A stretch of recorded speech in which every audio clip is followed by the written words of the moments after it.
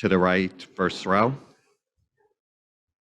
Rohan Adkani, Sports Illustrated. I think in game one, Horford, Smart, and Derek, I think shot over 23s combined. In this game, I think it was less than 10.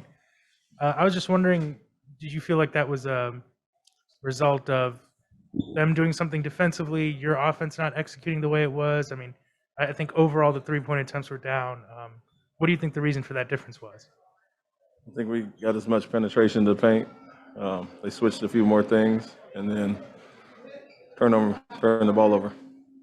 Didn't give ourselves a chance with a lot of those turnovers. First row in the middle. Boy, Manning, CLNS Media. Ime, felt like Draymond playing more on the ball had an impact on you guys in a few circumstances where you're kind of getting into guys. I know you picked up a technical at one point off one of those plays. What do you just think his impact was on how you guys were playing offensively and just composure-wise out there? That's one player that, you can only do or guard one person at a time. So we had 11 turnovers for 18 points in the first half.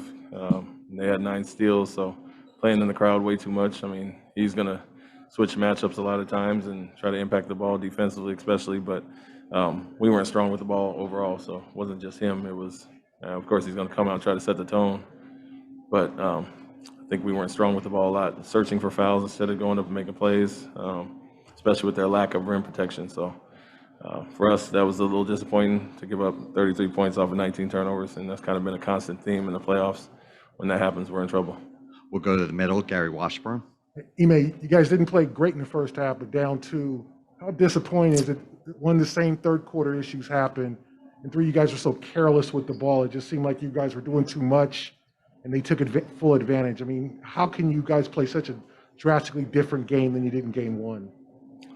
Yeah, that's what I said. That's been an ongoing theme in the playoffs so far at times. We turn over the ball, take teams out of scoring against us in the half court, gift them some baskets, but it was more of the same in that third quarter, to your point. Like I said, we had 11 for 18 points in the first half and then gave up 5 or 6 more in that quarter and kind of blew it open, and that hampered our offense as well. So for us, it was more, that's a disappointing quarter, of course, but the first half was just as disappointing, only being down 2 and not playing good basketball at all, frankly. And so had our opportunities, came out, jumped out up 9 early, and then turnovers started happening, let them back in the game, and just offense wasn't as crisp with the ball movement and passing. Like I said, 11 of our turnovers were live ball turnovers, 9 of them out of steals. So got to be better in that category. Right side, third row. You were switching on Steph early, and he was trying to find space on Al. Then eventually you just went back to drop and just sent over another defender to loose double. What was the thinking on making that switch, and how did they take advantage of it? Keep them off balance a little bit, give them different looks. Just throwing extra bodies depending on who was in certain spots on the court.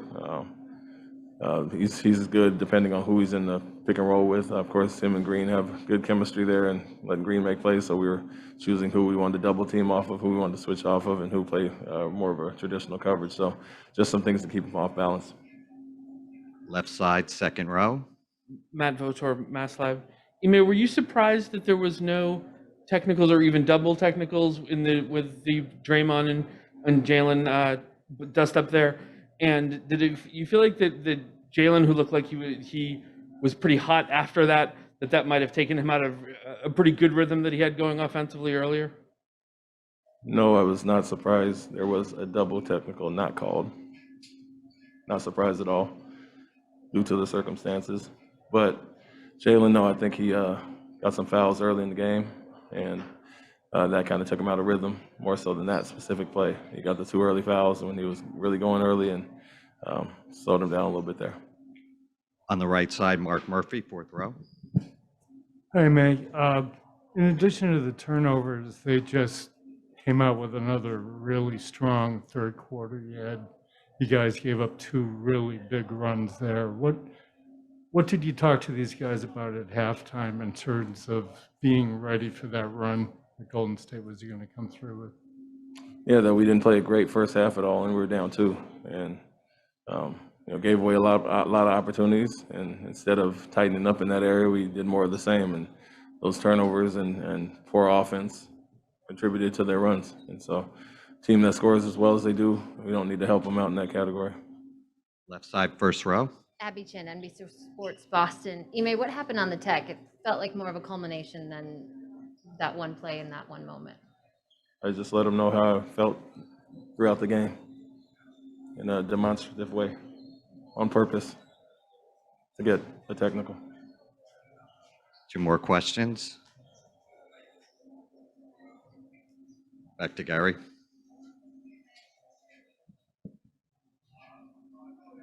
Ime, can you look, Gary Washington, Boston Globe, can you look at this as you split without the result? Because obviously the narrative over the next few days will be that the Warriors are back and you guys, didn't play well. How do you kind of view this trip, this first trip, and then how do you prepare the guys to get back home? We look at it as a disappointing loss in game 2, and a game we didn't play up to our potential and our standard. And so regardless of what happened in game 1, that's behind us, and we had opportunities, like I said, to give up 18 of their 52 in the first half based off turnovers. Obviously allowed them to be in that situation up 2. So opportunities to play much better. 1 wasted in the first half, and then obviously the third quarter got away from us even more, as opposed to the first half where we turned it over a lot. We were still scoring. It worked against us in that half. Not only the turnovers, but poor offense. And a lot of those led to leakouts as well. Final question, second row on the right side. Suichi Tirada with Mass Live. Ime, you guys shot well from 3, but obviously inside the arc, I think sub 40%, I guess. What happened there and how difficult does that make scoring, when twos aren't going down? Yeah, I mean, a lot of those turnovers were off drop-offs or getting stripped at the basket. We had opportunities to probably, attack the basket and get some buckets, some easy buckets. We were settled for some floaters. I think when looking up in the first quarter, we were shooting 50, 40, 90 across the board. It's still down due to a lot of those turnovers. So a lot of times it was just not getting shots up or being a little hesitant instead of going to attack the basket, looking for fouls a lot of times. And that's what got us in trouble. Had some of our early misses in the first half, and with their smaller teams, smaller lineups in there, we got to attack the basket much more aggressively. Thank you, Coach. Thank you.